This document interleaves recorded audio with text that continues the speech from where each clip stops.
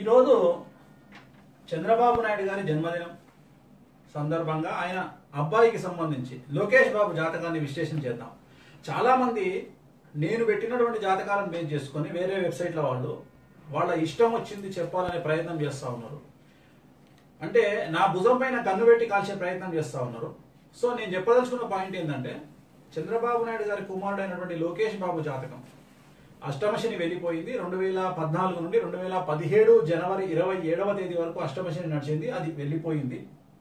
Present Rahu మహాదశలో ఉన్నారు.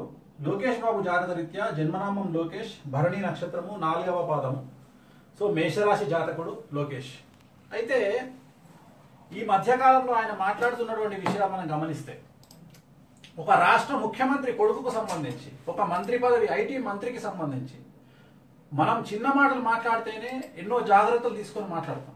ఇప్పటికీ ఆయన కనుక మాట్లాడడం చూస్తూ ఉంటే తెలుగుదేశం పార్టీకి ఓటేస్తే నాశనం అయిపోతాము. నిన్న కూడా లేటెస్ట్గా నిన్న జరిగినటువంటి లైవ్లో ఏం జరిగింది అంటే, గ్రామాన రాబోయే 2.5 సంవత్సరాలు నీరు లేకుండా చేస్తాం. యాక్చువల్గా ఆయన చెప్పాల్సిన పాయింట్ ఏంటంటే, నీరు అందిస్తాము అని చెప్పాలి పాపం.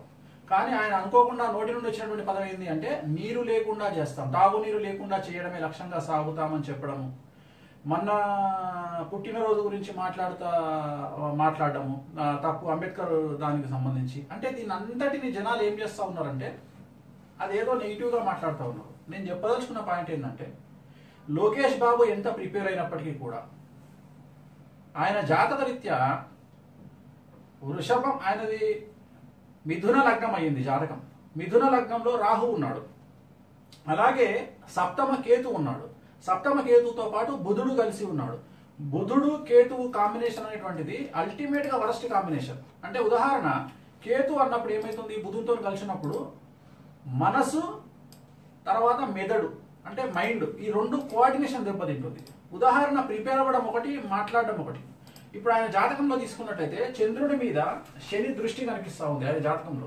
అప్పుడు ఏం జరుగుతుంది, చంద్రుడి మీద శని దృష్టి వచ్చినప్పుడు జనరల్గా చంద్రుడు అనేటువంటి వాడు మనఃకారకుడు, అంటే మనసుకు సంబంధించినటువంటి వాడు. మరి బుధుడు కేతు కాంబినేషన్ ఉంది కదా, అంటే మైండ్ కారకుడు. అంటే లోకేష్ బాబు జాతకంలో ఇవే తప్పులు 2024 వరకు కంటిన్యూ అవుతాయి.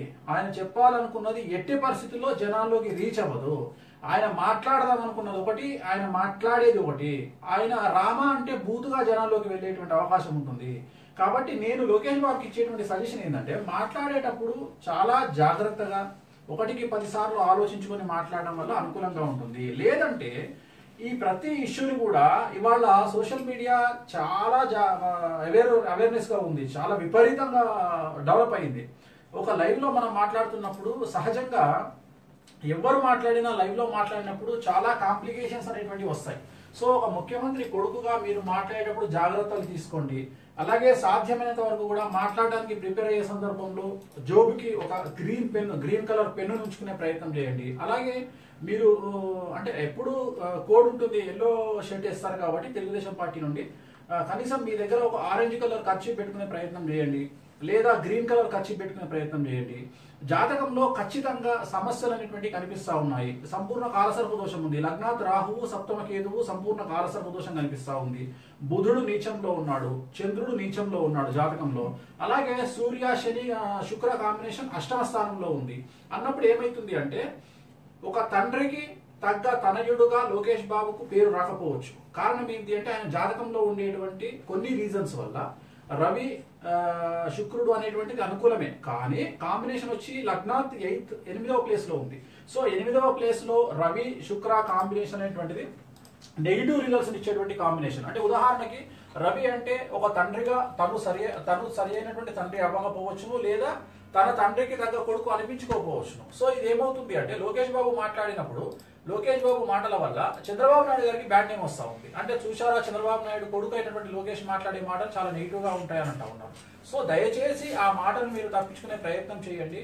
కొద్దిగా అబ్జర్వేషన్లో ఉంచండి. రాహు మహర్దశలో ఉన్నారు కాబట్టి సహజంగానే మీకు సంబంధం లేకుండా మీ నోటి నుండి తప్పుడు మాటలు వస్తూ ఉన్నాయి. అది మీకు సంబంధం లేదు వాస్తవంగా. ఎందుకంటే మీ గ్రహాలు, మీ నెత్తిలో ఉండేటువంటి గ్రహాల ప్రభావం రీత్యా మీరు అట్లా మాట్లాడుతూ ఉన్నారు. మామూలు జనాలకు ఏం తెలుసు, మీరు ఏదో కావాలని మాట్లాడుతూ ఉన్నారో, లేకుంటే మీకు నాలెడ్జ్ లేదని మాట్లాడతారు. మీరు చదువుకున్నటువంటిది అమెరికాలో చదువుకున్నారు, మీకు వ్యక్తిగత అనుభవం కానీ నాలెడ్జ్ కానీ చాలా ఎక్కువగా ఉంది. బట్ మీరు మాట్లాడేటప్పుడు రాహు ప్రభావం మీ మీద ఎక్కువగా కనిపిస్తూ ఉంది. సో రాహు ప్రభావం పోవాలి అంటే ఖచ్చితంగా నేను చెప్పినటువంటి రెమెడీస్ పాటించే ప్రయత్నం చేయండి. కొద్దిగా జాగ్రత్తలు తీసుకోండి. 2024 వరకు కూడా మీ పరిస్థితి ఇలాగే ఉంటుంది. కాబట్టి నేను జనులందరికీ చెప్పేది, ప్రజలందరికీ చెప్పేది ఏంటంటే, ఈ సహజం ఇది.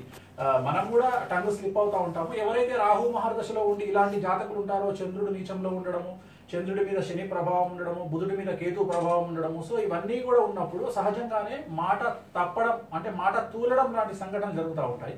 కాబట్టి దీన్ని హైలైట్ చేయకుండా ఉండడం అని జనాలు చెప్తా ఉన్నా. అలాగే లోకేష్ బాబు కూడా నేను కొన్ని అడ్వైజులు ఇచ్చాను. వాటిని మీరు అనుకూలంగా తీసుకొని వాటిని పాటించినట్లయితే ఖచ్చితంగా మీకు అనుకూలంగా ఉండేటువంటి అవకాశాలు గోచరిస్తూ ఉన్నాయి. ఓం నమో వెంకటేశాయ.